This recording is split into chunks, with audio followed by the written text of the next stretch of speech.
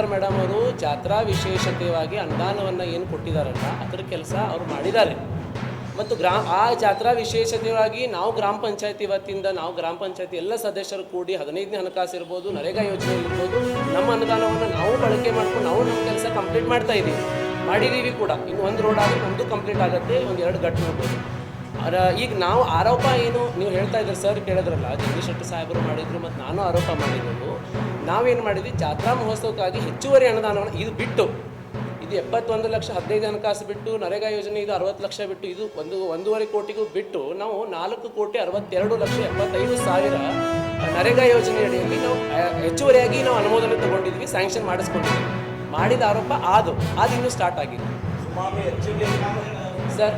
ಅದ್ರಾಗ ರಸ್ತೆ ಮತ್ತು ಚರಂಡಿ ಇದೆ ಸರ್, ರಸ್ತೆ ಮತ್ತು ಚರಂಡಿ ಸುಮಾರು 6 ಕೋಟಿ ರೂಪಾಯಿ ಅನುದಾನ. ಒಂದು ಜಾತ್ರಾ ಮಹೋತ್ಸವದ ಅಂಗವಾಗಿ ನಾವೊಂದು ಈ ಪತ್ರಿಕಾಗೋಷ್ಠಿಯನ್ನು ಕರೆದಿದ್ದೀವಿ.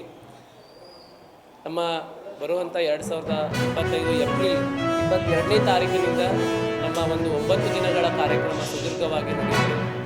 ಮೊದಲನೇ ದಿನ ಕಾರ್ಯಕ್ರಮ ಬೆಳಗ್ಗೆ ದೇವಸ್ಥಾನ ಒಂದು ಲಕ್ಷ್ಮೀ ದೇವಿಗಾಗಿ ನಿರ್ಮಿಸಿದಂಥ ದೇವಸ್ಥಾನ ಉದ್ಘಾಟನಾ ಸಮಾರಂಭ ಆಗುತ್ತೆ. ಅವತ್ತಿನ ದಿವಸ ದಿವ್ಯ ಸಾನ್ನಿಧ್ಯವನ್ನು ನಾಗಯ್ಯ ಮಹಾಸ್ವಾಮಿಗಳು ಬಡೆಕೋಳಮಠ ಕಾರ್ಯಾಳ ಹಾಗೂ ರುದ್ರಮೂರ್ತಿ ಮಹಾಸ್ವಾಮಿಗಳು ಶರಣಮಟ್ಟಿ ಇವರು ದಿವ್ಯ ಸಾನ್ನಿಧ್ಯವನ್ನು ವಹಿಸ್ತಾರೆ. ಆ ದೇವಸ್ಥಾನ ಉದ್ಘಾಟನೆಯನ್ನು ಸನ್ಮಾನ್ಯ ಶ್ರೀ ಜಗದೀಶ್ ಶೆಟ್ಟರ್ ಸರ್, ಮಾಜಿ ಮುಖ್ಯಮಂತ್ರಿಗಳು ಹಾಗೂ ಲೋಕಸಭಾ ಸಂಸದರಾದಂಥ ಜಗದೀಶ್ ಶೆಟ್ಟರ್ ಸಾಹೇಬರು ದೇವಸ್ಥಾನವನ್ನು ಉದ್ಘಾಟನೆ ಮಾಡಿ ಜಾತ್ರಾ ಮಹೋತ್ಸವಕ್ಕೆ ಚಾಲನೆ ನೀಡ್ತಾರೆ. ತದನಂತರ 24/4/2025 ಅವತ್ತಿನ ದಿವಸ ಗ್ರಾಮಸ್ಥರಿಂದ ಹಾಗೂ ಸದ್ಭಕ್ತರಿಂದ ಉಡಿ ತುಂಬುವ ಕಾರ್ಯಕ್ರಮ ಇದೆ. ಮುಂಜಾನೆ 9 ಗಂಟೆಗೆ ವಿಶೇಷ ಸಮಾರಂಭ.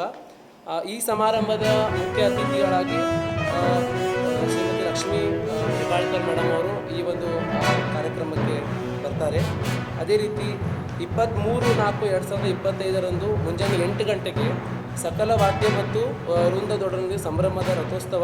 ಈ ಒಂದು ಕಾರ್ಯಕ್ರಮದ ದಿವ್ಯ ಸಾನ್ನಿಧ್ಯವನ್ನು ಗುರುಸಿದ್ಧ ಮಹಾಸ್ವಾಮಿಗಳು ಕಾರಂಜಿ ಮಠ ಬೆಳಗಾವಿ ಮತ್ತು ಚಂದ್ರಶೇಖರ್ ಶಿವಾಚಾರ್ಯ ಮಹಾಸ್ವಾಮಿಗಳು ಹುಕ್ಕೇರಿ ಇವರು ಕೂಡ ದಿವ್ಯ ಸಾನ್ನಿಧ್ಯವನ್ನು ವಹಿಸ್ತಾರೆ. ಈ ಒಂದು ರಥೋತ್ಸವ